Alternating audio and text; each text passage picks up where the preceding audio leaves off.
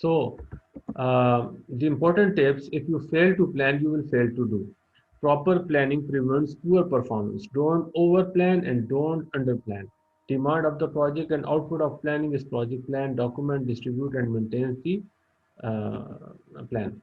So, the first official process in project time management is called schedule management plan.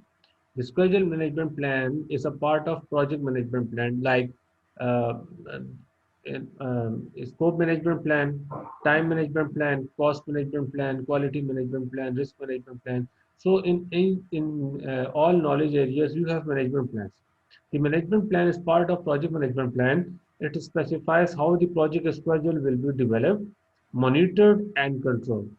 Planning how to manage the schedule can include at least who will be involved, what approach will we take to plan the schedule for the project, what organizational processes and procedures will I use to create a schedule, how will I effectively manage and control the project to the schedule baseline and manage variances. So these are the elements of your schedule management plan. So it answers the following question. How will I measure schedule performance during the project? Will I measure once a month or once a week? What calculations will I use? What data will I collect? The schedule management plan can be formal or informal, but it is part of project management plan. It helps make the schedule estimating process faster. So this is the template of schedule management plan, which contains schedule methodology, scheduling tools, level of accuracy, scheduling reporting and format, activity identification, sequencing, estimating resources, efforts, and duration. So these are the processes, and you have to mention their tools and techniques to be used. So next process is called define activities. If you remember, the prerequisite to work on time management processes. The prerequisite is to work and complete your processes of scope management. The first official document in scope management was plan scope management.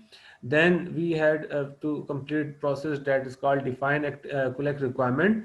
In collect requirement, we complete two documents and produce two documents: collect requirement, requirement documentation, and requirement traceability matrix.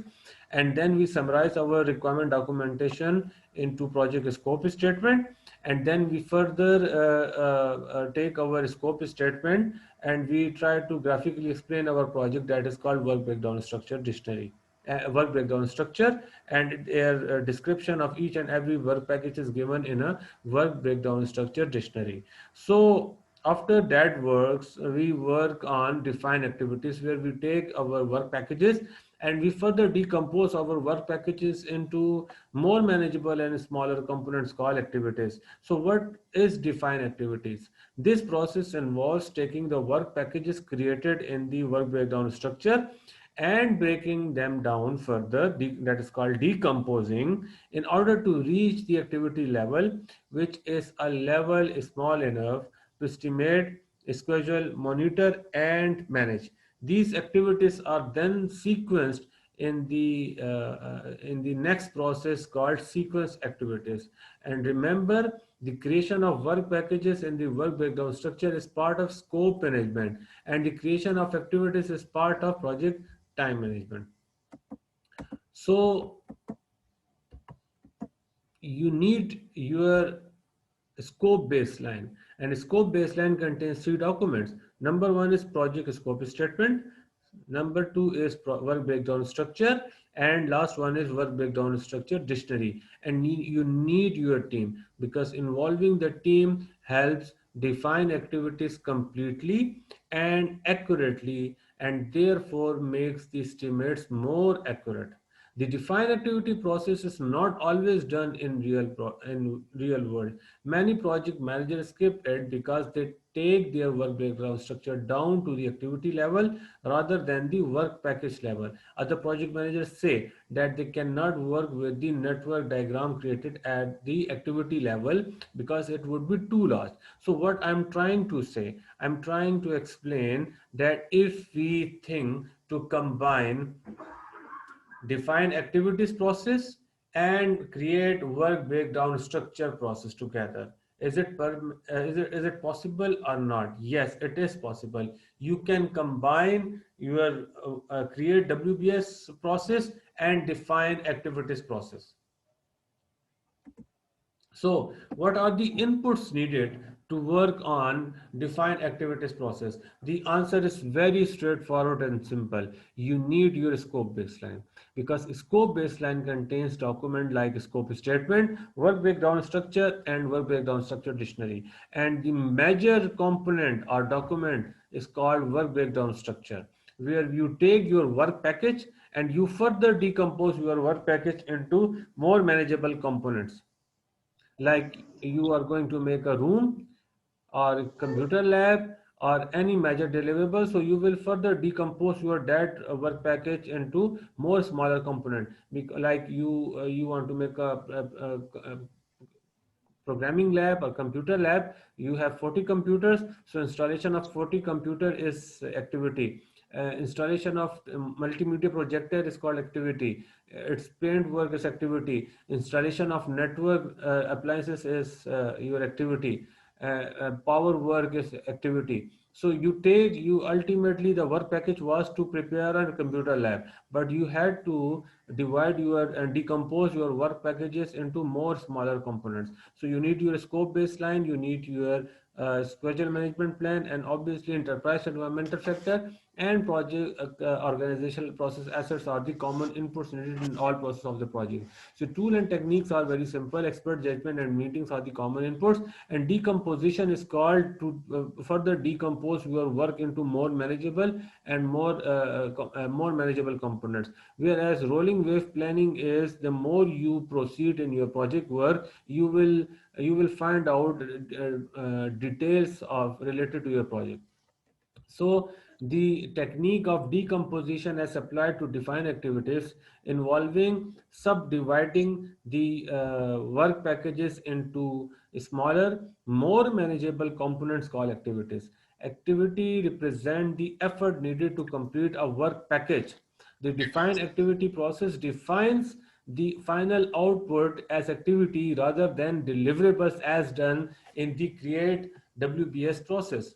Involving team members in the decomposition can lead to better and more accurate results. Always remember, you need your team to work on work breakdown structure. You need your team to work on define activities process, because as a project manager, this is not your responsibility to produce deliverables. Who produce deliverable? Your team.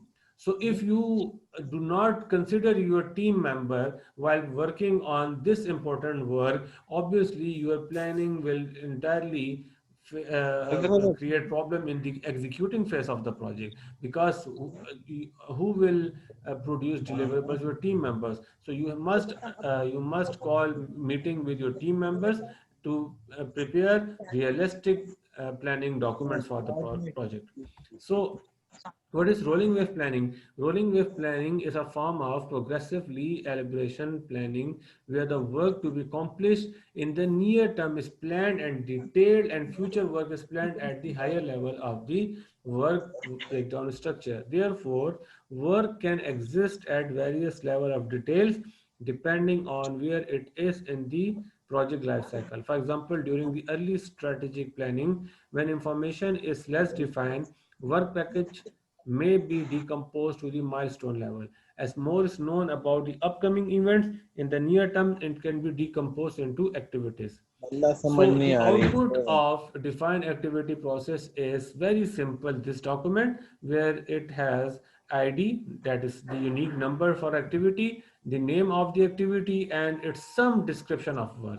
An activity attribute document is very comprehensive and detailed document. Like it contains ID, activity, and description of work. What is the predecessor? Its relationship, leads or lags. Successor, relationship, leads and lags. Predecessor it means that before this activity B, which activity must be completed. So activity A is the predecessor. What is the relationship of between activity A and B? It is mandatory relationship, it is discretionary relationship or external relationship. What are the leads and lag? What are the successors? So number of resources required, skill required, type of efforts needed, location of performance, and what are the deadlines and what are you assuming to complete that work. So complete detail is given in the activity attributes like the work breakdown structure dictionary. So the description of work package of the WBS is given in the work breakdown structure dictionary, and the detail of the activity is given in the activity attributes document. And next is the milestone. Milestones are the significant events within the project schedule. They are not activities. This is not actual work, but it is something related to that you have achieved something. So, for example, completed design, certain deliverable due dates from the customer, or a company required checkpoint could be milestones. The sponsor may impose milestones, and a summary of these milestones would be included in the project charter. The project manager can also impose additional milestone during the sequence activities or develop schedule process as checkpoints to help control the project. If the checkpoint in the schedule arrives and any of the planned work has not been completed, it indicates the project not progressing as planned.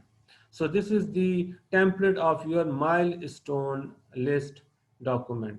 Project title, date prepared, milestone name, description, and its type. Now, your next very important process is called sequence activities, where you, for instance, you have identified more than 100 activities for the project. So you cannot start your activities on same day. It's the same way. So you will have to call a meeting with your team members to prepare a realistic network diagram where we sequence our activities, that which activity will take first and then which activity will start right after the activity A and B, for instance. So sequence activities is the process of identifying and documenting relationship among the project activities. Activities are sequenced using logical relationship. Every activity and milestone except the first and last are connected to at least predecessor and one successor. So what are the inputs needed to work on sequence activities? Obviously, you need your schedule management plan, you need your scope baseline, that is called work breakdown structure dictionary, and your project scope statement along with the three all outputs produced from defined activities process, that is activity list, activity attributes list, and milestones list along with the assumptions log and assumption log. And you need your enterprise environmental factors and organization process assets. These are the two common inputs. So in tool and technique, number one is called precedence diagramming methods. Dependency determination, you will have to identify leads and lags, and project management information system are needed to like project software, Primavera software, and the only output in sequence activities is called network diagram. So let's discuss the tools and techniques of your sequence activities process. In precedence diagramming method, there are four type of relationships. Number one is called finish to finish, finish to start to start, finish to finish, and start to finish. For instance, an activity must finish. Activity A must finish before the successor can start. That is activity B. So this is the most commonly used relationship. You must finish digging a hole before you can start the next activity of planting a tree. Can you plant a tree without digging a hole? Is it possible? No. So you must dig a hole first in order to plant a tree. So next relationship is called start to start. An activity must start before successor can start. Its example is that you must start designing and wait for 2 weeks lag in order to have enough of the design completed to start coding. Next relationship is called finish to finish. An activity must finish before the successor can finish. You must finish testing before you can finish document. And start to finish, an activity must start before the successor can finish. For instance, you in your company you have two shifts, morning shift and evening shift. So when morning shift starts, morning shift starts when evening shift ends. So this is the example of start to finish. Then we have a dependency determination. Can you plant a tree without digging a hole? Is it possible? It's not possible. You must dig a hole first, then you can plant a tree. So digging a hole is activity A and planting a tree is activity B. So what is the relationship of activity A and B? It's mandatory dependency. It's by nature enforced. You cannot plant a tree without digging a hole. So a mandatory dependency is inherent in the nature of work being done. Fine. What is discretionary dependency? Discretionary dependency is that both activities like activity C and activity D and even activity E both can be started on same day at time.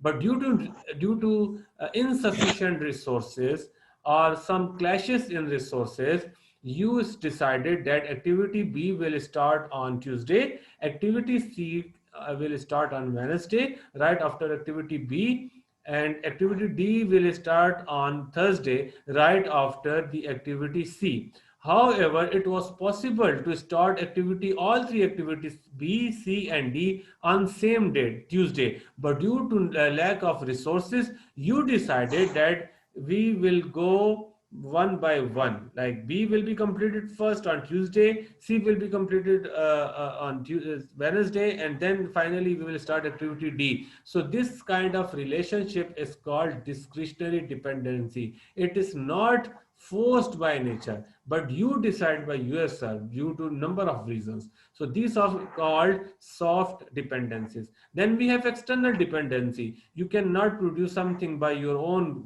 company. You hand over that work to a third organization. You procure your work to another company. That is called external dependency.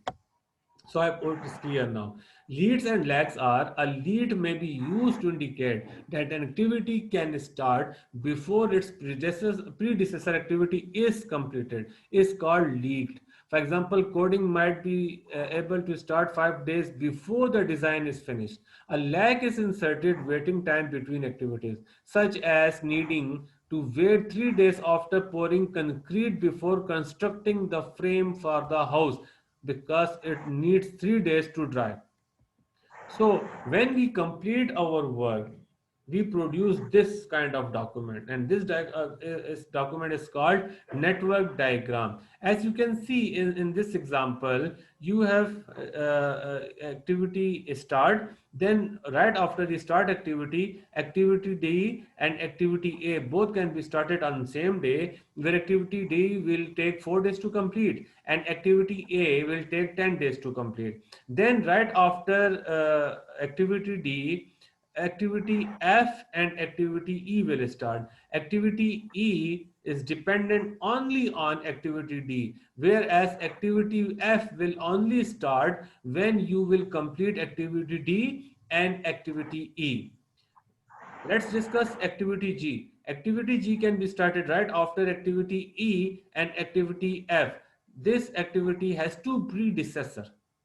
So this activity G cannot be started unless until you finish both activities, activity E and activity F.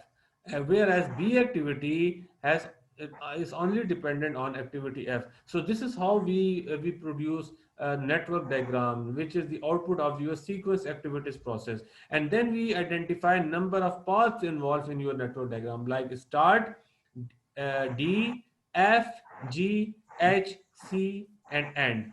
Activity D, activity F, activity G, activity H, activity C, activity H. end. Activity D, activity F, activity B, activity N, activity A, activity F, activity G, activity H, activity C, activity A, activity F, activity B, activity N. So these are your number of paths involved in your network diagram. We apply duration to it, and the longest path of your network diagram is called a critical path, which is actually your network diagram will take. So can you describe how the network diagram can help you on the project? So this is, you will have to answer me this question, and you will upload this assignment on the LMS after the lecture. So things about estimating. Let's discuss what, because right after the sequence activities, your work is to find how many processes will be involved for activity D, activity A, activity G, activity H, activity C. So this is our topic of estimating. So estimating should be based on work breakdown structure to improve accuracy. Estimating should be done by a person doing the work whenever possible to improve accuracy. Historical information from past projects is key to improving estimates. A schedule, cost, and scope baseline should be kept and not changed except for the approved project changes. So these are important things to remember prior to start your work in estimating. Changes are approved in the integrated change control. Estimates are more accurate if a smaller size component are estimated. Changes should be requested when problems with schedule, cost, scope, quality, or resources occur. A project manager should never just accept constraints from management, but should instead analyze the needs of the project, come up with his or her own estimates based on inputs from team members doing the work when possible, and reconcile any differences to produce realistic objectives. So you must understand these points prior to start your work in estimating. Now let's discuss estimate activity resources and estimate activity duration. Estimate activity resources is part of estimating the type and quantities of material, people, equipment, or supplies required to perform each activity. To work on this process, you need your activity list, you need your activity attributes document, you need your milestone document, you need your resource calendar, you need your enterprise environmental factor and organization process assets. And the tool and technique for estimating are expert judgment, alternative analysis, publish estimating data, bottom-up estimating, and project management softwares. So let's discuss what is alternative analysis. Many schedule activities have alternative methods of accomplishment. They include various level of resource capabilities or skills, different size or type of machines, different tools, and make or buy decision regarding the resources. Publish estimating data. Several companies routinely publish updated production rates and units cost of resources for an extensive array of labor trades, material, and equipment for different companies and geographical location within the countries. In bottom-up estimating, we try to estimate each and every work from the very beginning. When an activity cannot be estimated with a reasonable degree of confidence, when you do not have analogous estimating, when you cannot get something to be estimated from the expert judgment even, so then we can only use bottom up estimating. Always remember, bottom up estimating is time consuming work, but it is very accurate. When an activity cannot be estimated with a reasonable degree of confidence, the work within the activity is decomposed into more detail. The resources needs are estimated. These estimates are then aggregated into a total quantity for each of the activity resources. Activities may or may not have dependencies between them that can affect the application and use of resources. If there are dependencies, this pattern of resources uses is reflected and documented in estimated requirement of the activity. Then next process is called duration, where you actually apply the duration to your sequenced activities. So once the activities are defined, uh, where your activities are defined and sequenced, and the type and quantity of resources required for each activity are identified. The next step is to estimate how much time each activity will take. Estimate activity duration is the process of approximating a number of work period needed to complete individual activities within estimated resources. So in as far as inputs are concerned, you can see it's a huge list. Schedule management plan, scope management plan. From project document file, you need activity attributes, activity list, a milestone list, assumption log, lesson learned register, project team assignment, resource breakdown structure, resource calendar, resource requirement, risk register, enterprise environmental factors, and organizational process assets. So this is a complete, whatever you have done so far is needed at this stage. Very simple. So expert judgment and meetings are the common inputs, tools and techniques. As far as analogous estimating is concerned, what is analogous estimating? Analogous estimating, if your project sponsor approaches you and asks you that you have to give me your complete activity estimates within 3 days, what will you do? Your approach will be to contact the PMO office and ask them if similar previous project has been done in the past. You will ask them to hand over the document to you. You will review the documentation of previous similar projects, and then what will you do? You will make changes accordingly, and then you will send a document for the approval. That is called analogous estimating. Parametric estimating is the statistical relationship of different variable, because for instance you have 40 computers in your computer lab, so installation of one LAN cable is taking 30 minutes to complete, so you will multiply 30 minutes with 40 computers, so that will be the actual duration of your that work. Then we have 3-point estimating. In 3-point estimating, we discuss and find the pessimistic approach, optimistic approach, and the total duration of the project. So we consider three optimistic, pessimistic, and most likely values, and then we applied two methods. We have standard deviation, we have triangle distribution, and we have beta distribution method. We have data analysis. In data analysis, we have two approaches: alternative analysis and reserve analysis. You have to take a decision and you conduct meetings. So these are the tools and techniques of your estimate activity duration. And the output of this duration is duration estimates, basis of estimates. So let's discuss what is padding.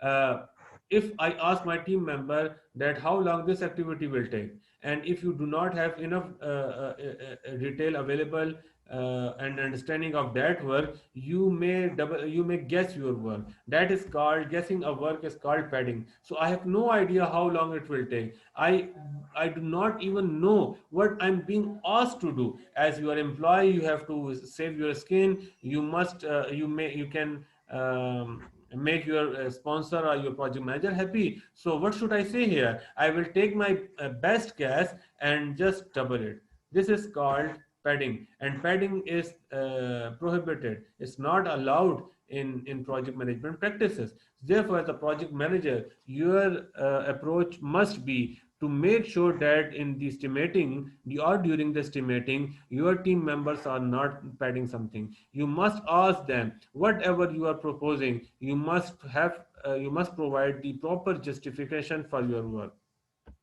So, how is estimating done? You must provide the team with enough information to properly estimate each activity. Let those doing the estimating know how refined the estimates must be. What does this those doing means? That you must ask your team members, because team members are the people who will be producing the deliverable or finalizing the activity work. So you must ask them, because they will be doing some deliverable work. So obviously those doing the estimating know how refined the estimate must be. Complete the sanity check of the estimates. You must prevent padding. You must formulate a reserve and make sure assumptions made during estimating are recorded for later review. So what is 1 point estimating? I said that we can use 3 point estimating. In 3 point estimating, we use pessimistic approach, optimistic approach, and most likely values. But in 1 point estimating is that I'm asking my team member, Mr. A, please tell me how long this activity will take. So Mr. A is telling me that I can complete this activity in 3 days.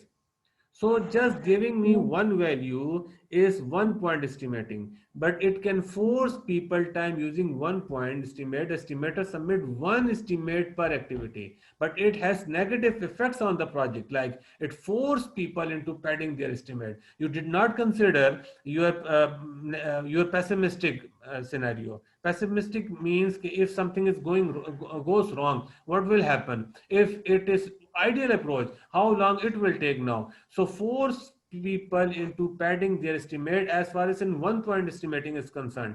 It hides important Okay, Snake. information about risk and uncertainties from the project manager. When a person estimates an activity will take 20 days and it is completed actually in 15 days, it can make the person who provided the estimate look untruthful and untrustworthy, because based on your estimate the whole planning of my project has been disturbed. So it often results in the estimators working against the project manager to protect themselves.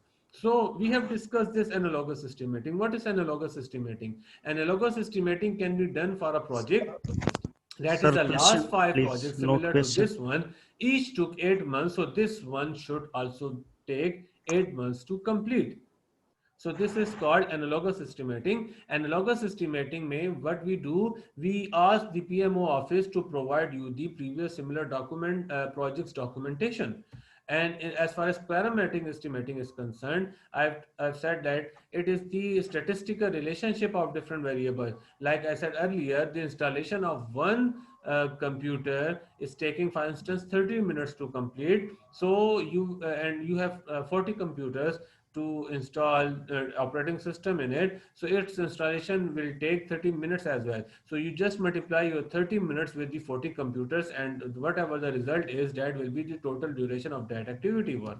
That is called parametric estimate. As far as 3 point estimating is concerned, you take your pessimistic approach. A value pessimistic is, it means that something is happening very bad in your project or in your activity. So this is your pessimistic approach. Most likely is your confidence, your general target for the activity duration. And optimistic is the very best scenario for that activity work. And you have two different methods: triangle distribution and beta distribution. Whereas in triangle distribution, we add pessimistic, most likely, and optimistic values, and we divide by 3. And beta distribution, we multiply most likely value with 4 and we divide it by 6. Why? Because if I ask my team member, Mr. X, can you tell me how long this activity will take? Mr. X tells me that this activity will take 10 days to complete. My next question will be, are you sure that this activity will take 10 days to complete? You say, I'm not sure, but I believe it must be completed within 10 days. So it means you are not clear. So if you are not clear, then your confidence level is low, then you will use triangle distribution. But if you are certain, you are 100% sure that you can complete your this activity in 10 days, so then you can use beta distribution, where you are multiplying your most likely estimate, that is 10, with 4, and you are dividing by 6. And then we have activity standard deviations, where we subtract optimistic with pessimistic, and we divided it by 6 and we apply ranges. So this is the activity B, A, B, C, D, where we have most pessimistic values, most likely values, and optimistic values, and you will find the triangle distribution. So this is your another assignment for this video. So I hope it's clear now. Thank you.